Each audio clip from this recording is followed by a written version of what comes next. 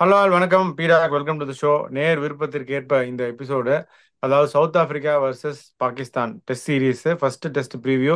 உங்களுக்கே தெரியும் எவ்வளோ க்ரூஷியல் இது அப்படின்னு WTC டீம்ஸ் போட அந்த சான்சஸ் அஃபெக்ட் பண்ணுறதுக்கு. ஸோ செஞ்சுரியனில் இந்த மேட்ச் உங்கள் இனிஷியல் தாட்ஸ் என்ன பீடாக்? முதல்ல வந்துட்டு வியூவர்ஸ் உங்களை தான் தேங்க் பண்ணோம். ஏன்னா நீங்க தான் சொன்னீங்க வியூவர்ஸ் கேட்டுட்டே இருக்காங்க. ஸோ சவுத் ஆப்பிரிக்கா உங்களுக்கு கண்டிஷன்ஸ் தெரியும் ப்ரிவியூ பண்ணலாம் அப்படின்னு. So full thanks to your octopus. அதாவது இப்போ ரொம்ப சிம்பிள்.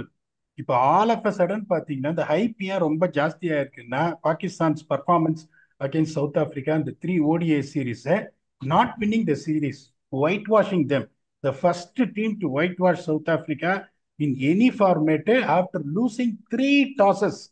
ஸோ அப்படிங்கும்போது எக்ஸ்பெக்டேஷன்ஸ் ரொம்ப ஜாஸ்தியாக இருக்கு. இப்போ செஞ்சுரியன் இப்போ எப்படி அப்படின்னா இப்போ லாஸ்ட் 2 டெஸ்ட் மேட்ச் பார்த்தீங்கன்னா இந்தியா என்ன பண்ணாங்க, ஒரு டெஸ்ட் மேட்ச் பியூட்டிஃபுல்லாக ஆடி ஜெயிச்சாங்க. அதுக்கப்புறம் last test match innings defeat வாங்கினாங்க. ஒரு ரொம்ப கஷ்டம், கண்டிஷன்ஸ் மாஸ்டர் பண்றது ரொம்ப கஷ்டமான ஒரு venue.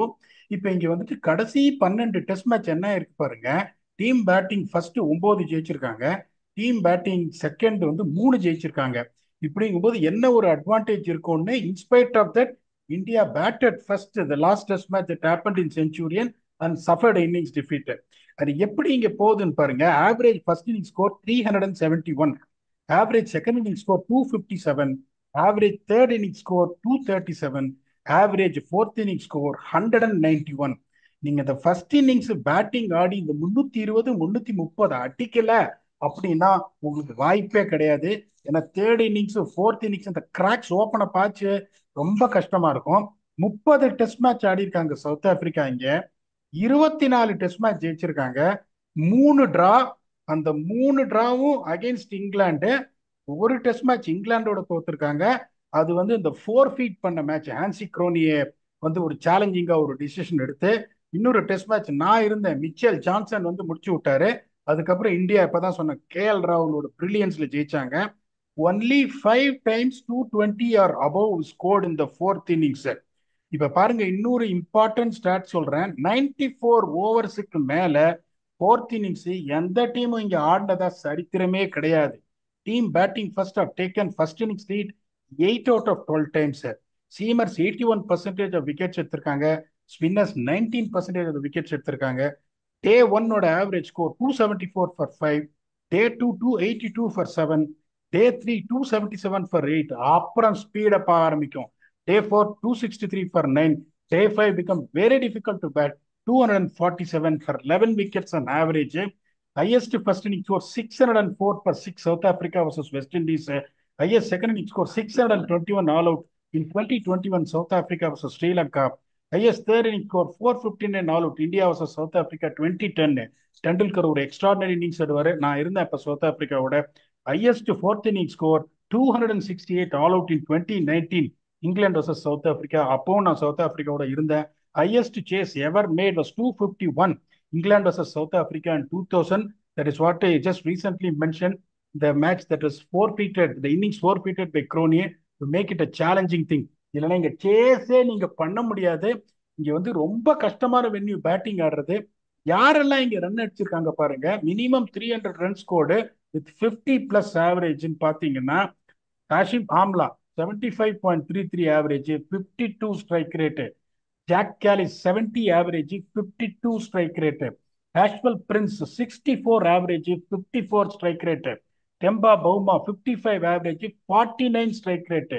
AB de Villiers 59 average, 63 strike rate. AB டிவில்லியர்ஸோட ஸ்டாண்டர்டுக்கு ரொம்ப கம்மி.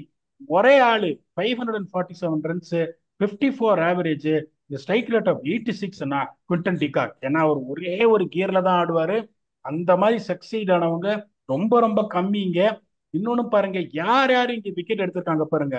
ஒன்னு ஜெனுவன் ஸ்விங் போலா இருக்கணும், இல்லைன்னா நீங்க 140+ இருக்கணும். Dale Steyn leads the pack 59 wicket, genuine swing bowler plus base.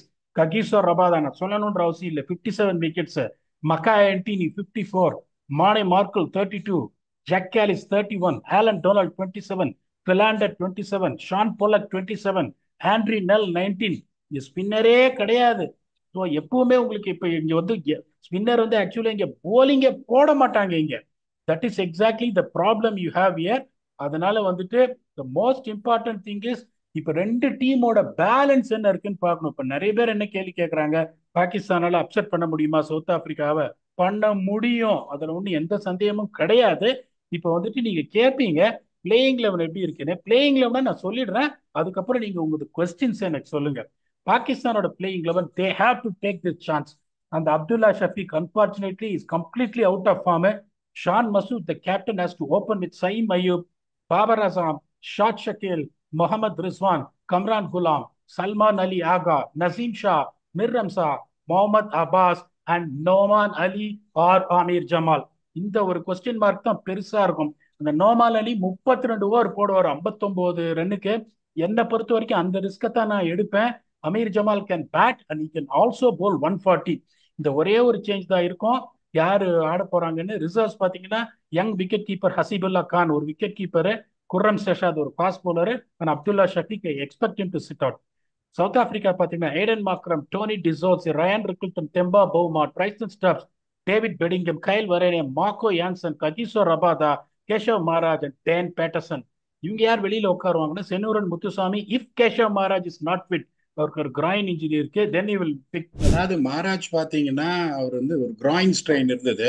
So எனக்கு தெரிஞ்சு எப்படி அப்படின்னா, எப்படி யோசிச்சாங்க அப்படின்னா, ஓடிஏஸ்ல வந்துட்டு அவ்வளோ ஸ்ட்ரெஸ் பண்ண வேணாம் அவரை. அதனால வந்துட்டு ஸ்ட்ரெஸ் பண்ணாம இருந்தா வந்துட்டு ஒருவேளை டெஸ்ட் மேட்சஸுக்கு ஃபிட் ஆவார். என்னன்னா பிளேட் அ வைட்டல் ரோலு. இப்போ இந்த ஸ்ரீலங்கா சீரீஸ்லயும் பாத்தீங்கன்னா ஒரு 5 விக்கெட் எடுத்திருக்காரு. அப்படியே ஒரு ஃபிட் ஆளுன்னா ரெண்டு ஆப்ஷன் இருக்கு. ஒரு option is going to be Senuran Muthusamy, is going to be like to like replacement. Left arm spinner, left handed batsman வேற, நிறைய பெட்டர் ஆவரேஜ் அவருக்கு இருக்கு. Is done very well in domestic cricket. இன்னொரு ஆப்ஷன் பாத்தீங்கன்னா Corbin Bosch, just made is ODI debut for South Africa and Wanderers and didn't do any bad at all. Is a capable batsman. ஒரு important இது என்னன்னா, Carbin Bosch can score that 40 runs coming at number 8, which is going to lengthen their batting and is quick. நிறைய பேருக்கு அவர் வந்து ஃபாஸ்டா போடுற மாதிரி தெரியாது. கன்சிஸ்டண்டா I can clock 140 kilometres. And another advantages, அது அவரோட ஹோம் டவுனு. அதனால இப்படி யோசிப்பாங்க. ஒரே ஒரு இது என்னன்னா, உங்களுக்கு செனூரன் முத்துசாமின்னா இந்த ஓவர் ரேட் ப்ராப்ளம்.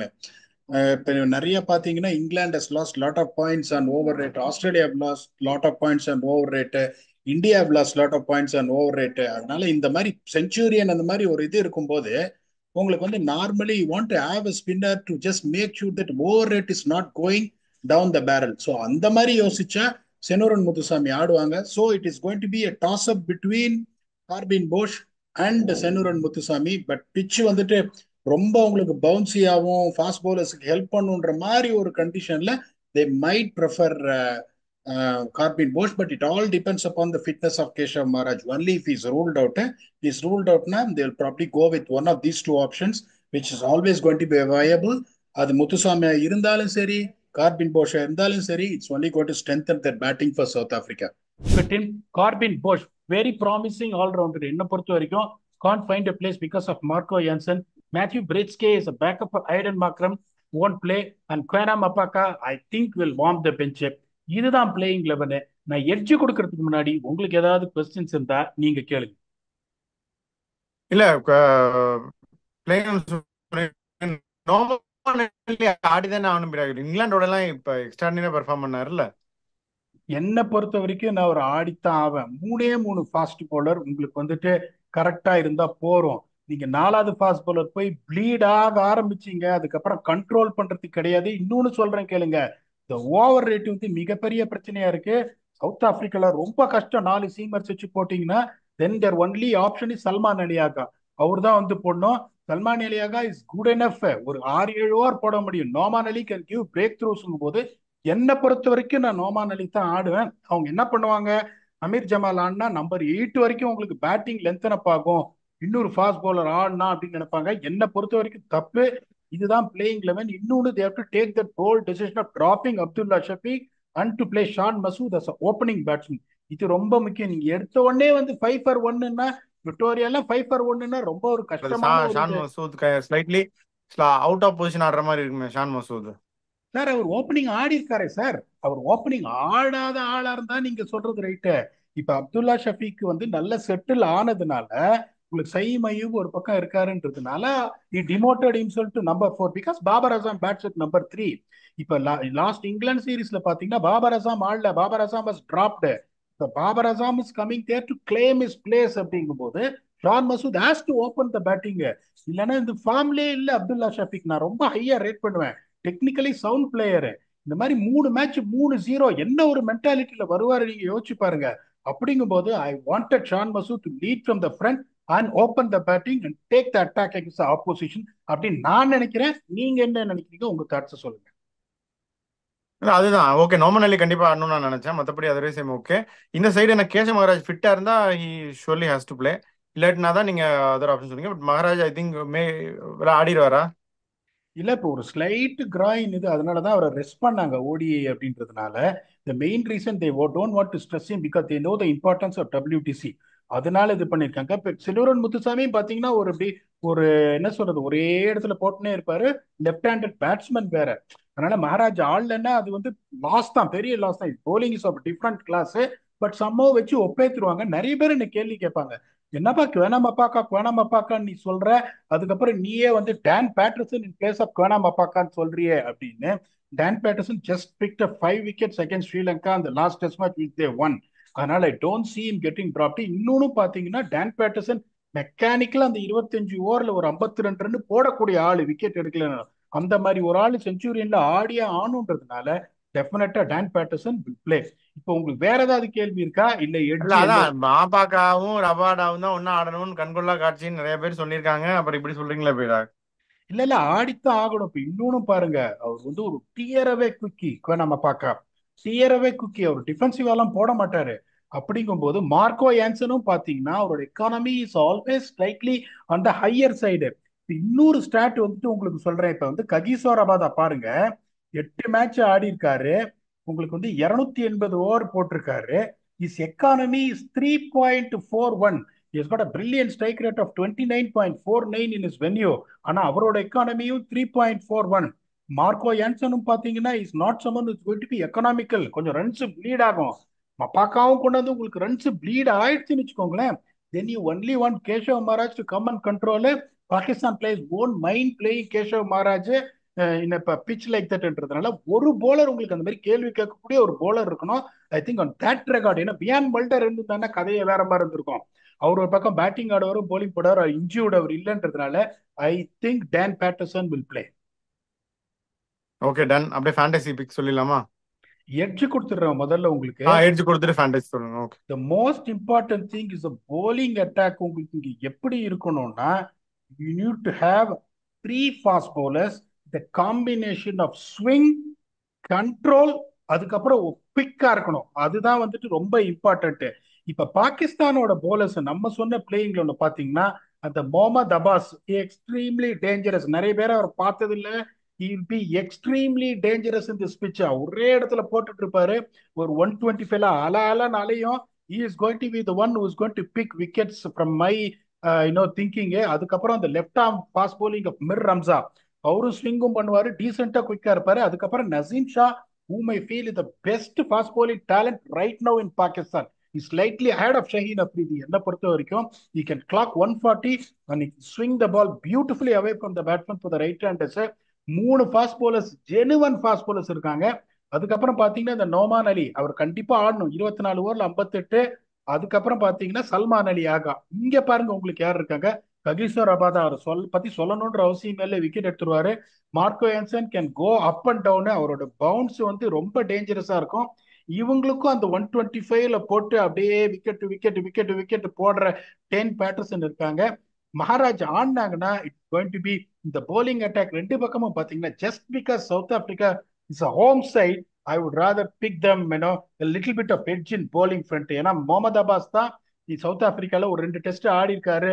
மிர் ரம்சா ஆடினது இல்ல, நோமான் அலி ஆடினது இல்ல, நசீம் ஷா ஆடினது இல்ல, அமீர் ஜமால் ஆடினா அவரும் ஆடினது இல்ல. இந்த lack of experience to use the conditions might go against Pakistan. இந்த போலிங் எட்ஜ் உங்களுக்கு இருக்கு. அதுக்கப்புறம் பாத்தீங்கன்னா அந்த ஃபர்ஸ்ட் 20 ஓவர் விக்கெட் எப்படி விழும் பிரிட்டோரியால. டைட் உங்களுக்கு வந்துட்டு ஆடக்கூடிய டாப் 4 யாரு? ஐடன் மாக்ரம் இந்த very very indifferent form.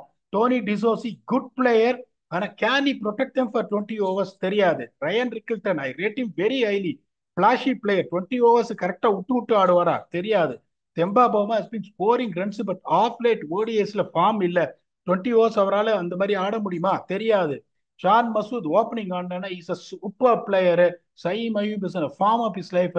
Babur Azam ஸ்லோவா ஃபார்முக்கு வந்துட்டு இருக்காரு. And then there got the reliable mister dependent Saud செக்கிலுங்கும் போது இந்த டாப் ஃபோர் அடிச்சு கண்டிப்பா பாகிஸ்தானுக்கு இருக்கு.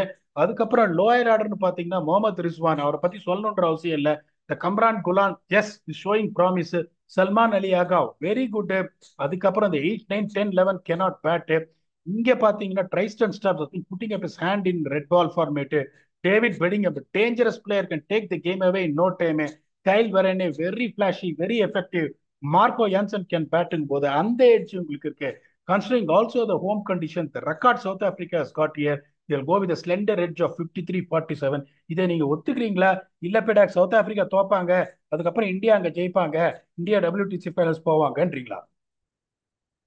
ஸோ பீடாக் சவுத் ஆஃப்ரிக்கா ஹோம் டீம் கண்டிப்பாக சவுத் ஆஃப்ரிக்காவுக்கு ஒரு எட்ஜ் இருக்குது அப்படின்னு தான் நான் நினைக்கிறேன். அவங்களுக்கு அது பெரிய அட்வான்டேஜான ஷெடியூல்.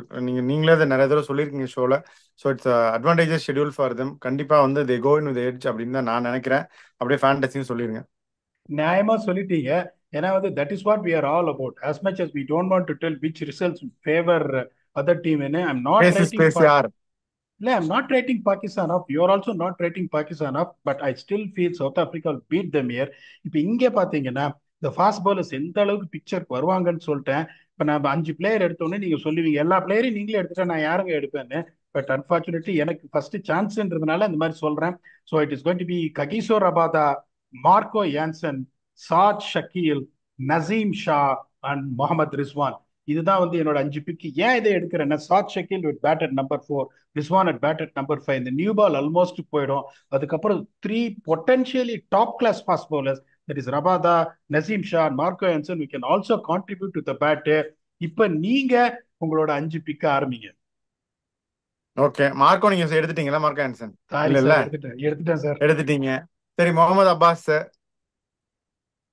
Okay, done. பெட்டிங்ஹாம் ஒரு நல்ல பிளேயர் பீடாக், நின்று நிதானமாக அடிப்பார். ஸோ அவரே நான் எடுக்கிறேன். அதுக்கப்புறம் ரயன் ரிக்கில்டன் நான் எடுக்கிறேன். இந்த பக்கம் வந்து முகமது அப்பாஸ் எடுத்துட்டேன். உங்கள் பிளேயர் செம்ம ஃபார்மில் இருக்கார், இப்போ செஞ்சுரி அடிச்சாரு நம்ம இவர் ஓப்பனர் சயீம் அய்யூப். சயீம் அய்யூப். உங்களோட ஃபேவரட், அவரை கண்டிப்பாக நான் எடுப்பேன். நோமனலி ஆடினா ஐ வில் பிக் நோமனலி பீடாக்.